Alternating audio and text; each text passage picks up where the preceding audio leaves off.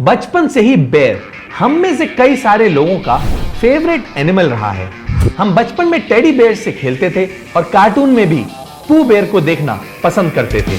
पर क्या हमने कभी सोचा है कि क्यूट से दिखने वाले क्रीचर्स हमारे एनवायरनमेंट में क्या रोल प्ले करते हैं और क्या इनका एग्जिस्टेंस किसी भी तरह से थ्रेट में है? तो चलिए देखते हैं। माना जाता है कि बेयर्स की दुनिया में अराउंड 8 ही स्पीशीज हैं, जो कि north America, south America, Europe और एशिया में पाए जाते हैं। बेयर्स के अलग अलग स्पीशीज शेप, साइज, कलर और हैबिट्स में डिफर करते हैं। जैसे कि स्मॉलेस्ट सन बेयर जो कि सिर्फ 4 फीट लॉन्ग और 60 पाउंड के आसपास होते हैं, और लार्जेस्ट बेयर हैं पोलर बेयर्स जो कि 8 फीट लॉन्ग और 1000 पाउंड्स तक हैवी हो सकते हैं। बेयर्स एज ए स्पीशीज काफी स्ट्रॉन्ग होते हैं। इनफैक्ट पोलर बेयर्स को तो बिगेस्ट लैंड कार्निवोर भी कहा जाता है। पर स्ट्रॉन्ग होने के साथ साथ बेयर्स बहुत ही अमेजिंग क्रीचर हैं। तो देखते हैं बेयर्स के कुछ amazing facts. Amazing fact number 1, most bears hibernate. Hibernation वो प्रोसेस है जिसमें कुछ एनिमल्स विंटर्स में एक लंबे पीरियड के लिए ऐसे स्टेट में चले जाते हैं जिसमें वो कम से कम या बिल्कुल ना के बराबर एक्टिविटी करते हैं। और बेयर्स के हाइबरनेट करने का रीजन है विंटर में होने वाला फूड स्कैरसिटी। फूड की बहुत ही कम अवेलेबिलिटी को टैकल करने के लिए बेयर्स अपनी एक्टिविटी बहुत ही कम कर देते हैं ताकि उन्हें खाने की जरूरत ही ना पड़े।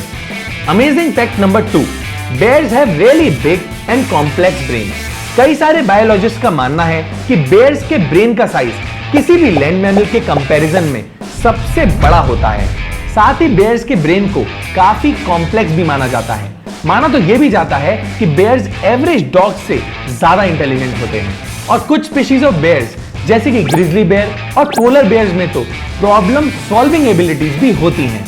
Amazing fact number 3, bears have no natural predators. Bears naturally apex predators होते हैं, जिसका मतलब यह है कि वो फूड वेब में सबसे ऊपर एग्जिस्ट करते हैं। तो ऑब्वियसली इनको शिकार करने वाला कोई भी क्रीचर नहीं होता। बेयर्स के बच्चों को कुछ एनिमल शिकार करते हैं जैसे कि वॉल्व, बॉबकैट और टाइगर, पर एक बार इन बेयर्स के बड़े हो जाने के बाद इनको कोई भी एनिमल नहीं मारता except for humans. Amazing fact number 4, polar bears are marine mammals.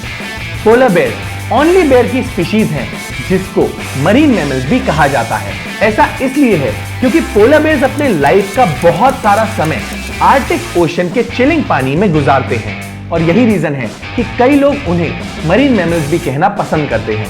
Amazing fact number 5, Panda have an extra bone in their body.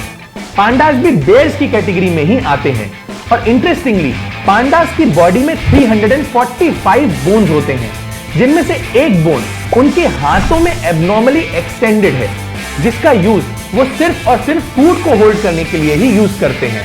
इससे वो बैम्बू को अपने हाथों में एक तरह से अटका लेते हैं और आराम से बैम्बू को खा पाते हैं। बेयर्स कितने अमेजिंग क्रीचर हैं ये तो हम समझ गए, पर अब देखते हैं कि हमारे नेचर में इनकी इंपॉर्टेंस क्या है। Importance number 1, bears make the forest fertile. Grizzly bear और ब्राउन बेयर बहुत ही ज्यादा अमाउंट में फिश खाते हैं, और कई बार अपने पकड़ी हुई फिशेस को जमीन पे ले आते हैं और जमीन के फ्लोर पे ही छोड़ देते हैं। और सॉइल पे पड़े हुए ये फिशेस ओवर टाइम सॉइल में मिलके सॉइल का नाइट्रोजन कंटेंट बढ़ा देता है, जिससे उस एरिया के प्लांट्स का हेल्दी ग्रोथ बढ़ जाता है। इनफैक्ट ये प्रोसेस इतना ज्यादा इंटर रिलेटेड है कि कई साइंटिस्ट फॉरेस्ट के हेल्थ और बेयर के प्रेजेंस से उसके आसपास वाले रिवर या वाटर बॉडी में प्रेजेंट फिशेस के हेल्थ तक का पता कर लेते हैं। Importance number 2, bears are an excellent seed dispersers. ज्यादातर बेयर्स का diet mostly fruit seeds, vegetables और ग्रास होता है, और ये बहुत ही ज्यादा अमाउंट में खाते हैं और अपने नेचुरल हैबिटेट में घूमते हैं, जहां ये पूप भी करते हैं, और इसी प्रोसेस में इनके पूप से निकले हुए सीड्स अलग अलग जगहों पे फैल जाते हैं और उनसे पेड़ उगने लगते हैं। नेचर का ये प्रोसेस बहुत ही ज्यादा इफेक्टिव है। Importance number 3, bears can help to balance ecosystem. Bears के प्रेजेंस से कई तरह के एनिमल्स डरते हैं, स्पेशली वो जिन्हें शिकार हो जाने का डर होता है, जैसे कि डियर्स। ये क्रीचर्स बेयर्स और वॉल्व्स जैसे क्रीचर्स से बचने के लिए हमेशा इधर से उधर भागते रहते हैं, और इसी प्रोसेस में 2 इंपॉर्टेंट चीजें होती हैं। पहली, डियर्स और बाकी छोटे एनिमल्स को इधर से उधर रिलोकेट होना पड़ता है, तो वो एक ही जगह पे घास और बाकी वेजिटेशन को ओवर ग्रेज नहीं कर पाते और नए पौधों को उगने का भी स्कोप मिलता है। और दूसरी इंपॉर्टेंट चीज ये होती है कि जब डियर इधर से उधर भागते रहते हैं तो सॉइल को टिल्ट करते रहते हैं, जो कि सॉइल की क्वालिटी को मेंटेन करने में हेल्प करता है।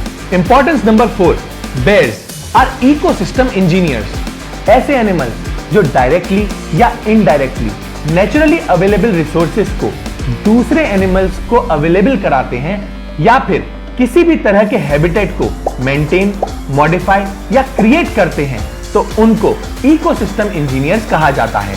और अपनी ह्यूज बॉडी और रहने के तरीके से बेयर्स कई सारे छोटे और बड़े एनिमल्स और इवन प्लांट्स की स्पीशीज की लाइफ, फूड और हैबिटेट इंश्योर करते हैं।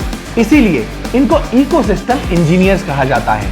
पर आज बेयर्स की ज्यादातर स्पीशीज इंडेंजर्ड हैं और हम ऑलरेडी जानते हैं कि बेयर्स के कोई नेचुरल प्रेडेटर्स होते ही नहीं हैं।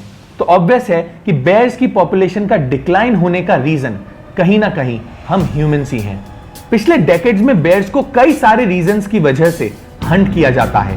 बेयर्स को उनके स्किन, फर और मीट के लिए तो मारा ही जाता है, साथ ही बेयर्स को हंट करने का बड़ा कारण ह्यूमंस का अपना सुप्रीमेसी प्रूव करना भी है। लोग बेयर्स को इसलिए मारते हैं क्योंकि वो दिखा सकें कि वो इतने स्ट्रॉन्ग एनिमल को मार सकते हैं। आज बदलते क्लाइमेट, हैबिटेट लॉस और मेल्टिंग आइस कैप्स के वजह से भी बेयर्स का डिक्लाइन इस हद तक हो गया है कि अब ये इंडेंजर्ड स्पीशीज में आते हैं, विच इज रियली कंसर्निंग। तो अगर आपको लगता है कि आपने इस वीडियो से कुछ भी नया सीखा, तो कोशिश करिएगा कि बेयर्स की इंपॉर्टेंस के बारे में ज्यादा से ज्यादा लोगों को पता चले। That's it for this video. See you next Sunday.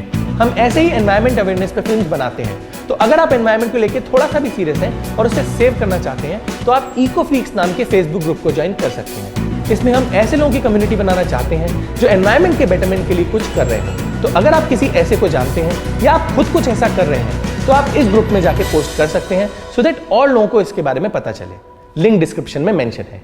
Thank you and take care.